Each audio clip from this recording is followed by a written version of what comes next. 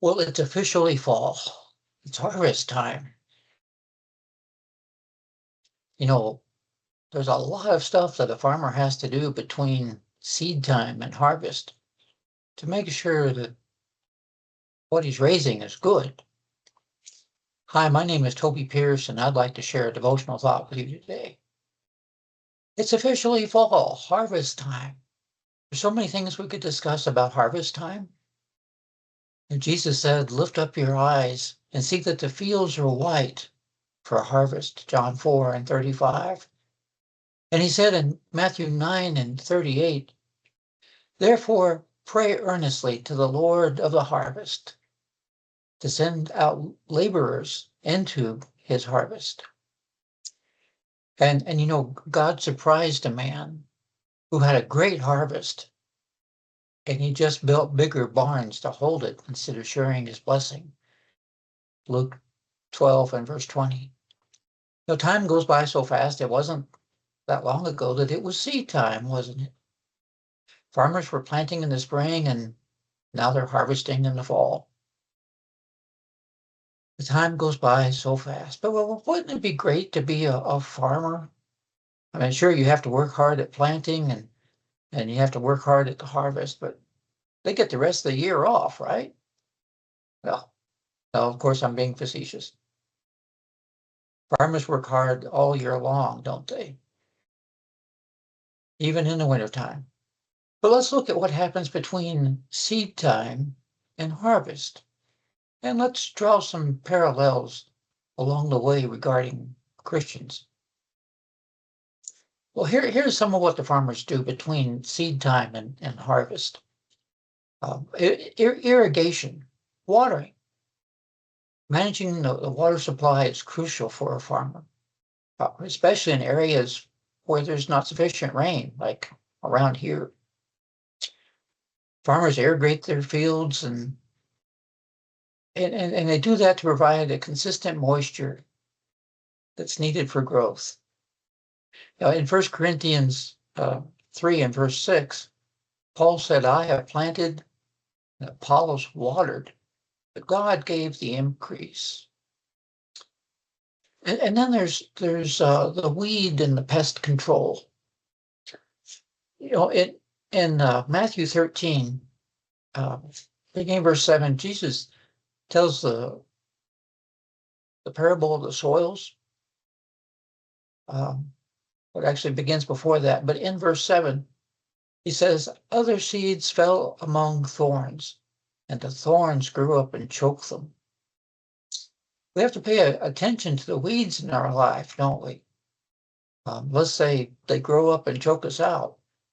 And just like what happens to the plants, the weeds creep up slowly and can choke us out if we're not paying attention.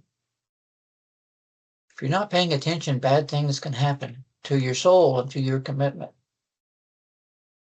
Jesus said that there in Matthew 13, that the weeds are the cares of this world and the deceitfulness of riches that can make us unfruitful.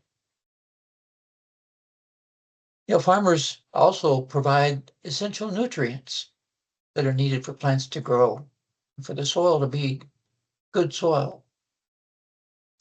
In Luke 13, and beginning in verse 6, Jesus told a parable. He said, a man had a fig tree planted in his vineyard, and he came seeking fruit, and he found none. And he said to the vine dresser, look, for 3 years now I have come seeking fruit on this fig tree, and I've found none. Cut it down. Why should it use up the ground? And he answered him, sir, let it alone this year also, until I dig around it and put on manure. And if it should bear fruit next year, well and good. But if not, you can cut it down. Well, we have to provide essential spiritual nutrients to our souls. Sometimes that involves turmoil, and sometimes that involves comfort.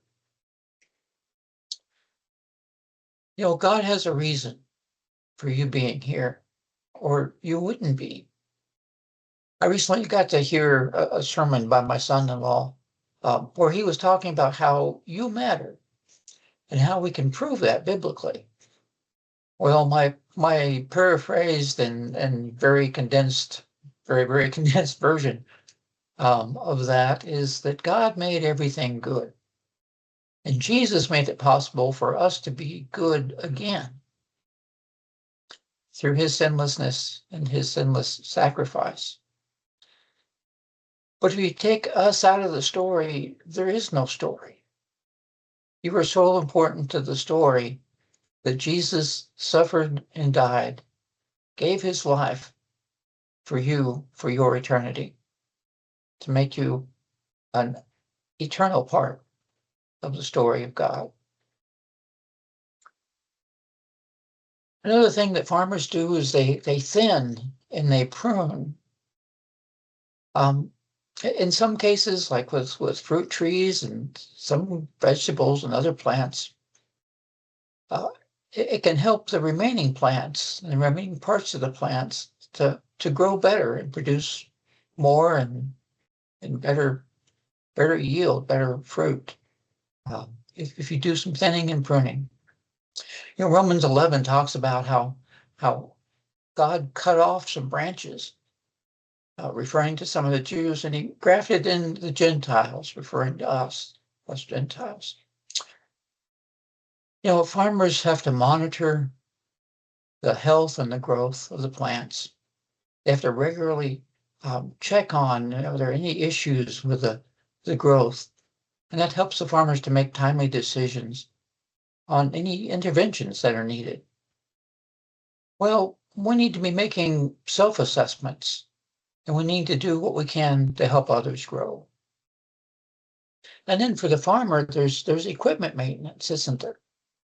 Keeping the farm equipment in good working order is necessary to ensure that all the farming activities can be performed when they need to be. Well, that might include everything from tractors to harvesters to irrigation equipment. In a congregation, equipment is essential too, isn't it? It's important. The most important equipment that we can have, of course, is God's word. We need to make sure that we're not having any breakdowns there, that we're getting all of it and getting it good. But there's other physical equipment too, and that helps the congregation out. Everything from the building itself to the heating and cooling systems, the sound system, the cleanliness, bulletin boards, classrooms, just everything. Think of ways that you can help in that regard too. Well, and then there's the harvest preparation. As the season progresses, farmers prepare for the harvest. Without the work in between seed time and harvest, there would be no harvest. Planting is wonderful, and harvest time is even better. But let's remember to focus on helping each other to grow and paying attention to our own growth along the way. I hope you have a blessed day. If you would like more information, or if you'd like to participate in our Bible studies and worship services, we would love to have you come join us at the Northeast Church of Christ in Albuquerque, New Mexico.